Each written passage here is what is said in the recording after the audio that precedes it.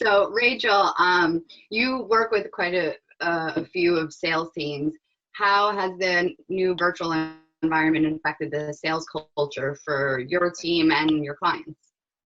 Great question. So um, it's interesting when COVID happened in March and we all had to move to virtual. I saw two different types of personalities in leadership. I saw that fight or flight response. So either they were like, I'm going to wait it out. I'm going in my bunker. Call me when the world is normal again. It'll be normal by June. We'll be fine.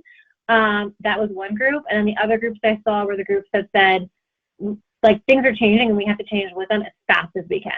And those groups are the ones that kept their sales up and are actually doing better in a lot of cases than they were before. The other groups, I've gotten calls now where they're like, our sales are down 95%, we have to do something. And I'm like, you're late, we can still do things, but you're pretty late.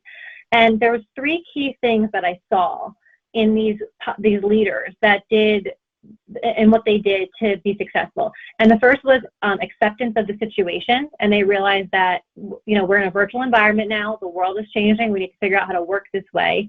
The second was the strategy that they were going to put in place to work that way, and the communication of that strategy. Those were the three key performance indicators that I saw for success.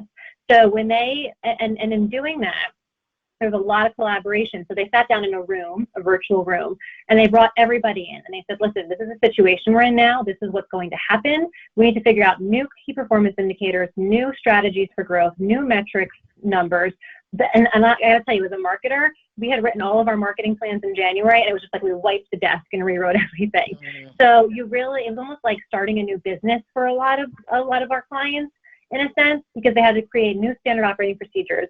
And new strategies and approaches to selling. And the ones that did that and collaborated as a team and kind of wiped the slate clean and started to plan from scratch as fast as they could are the ones that are 60% above expected goals, 70% of expected goals right now.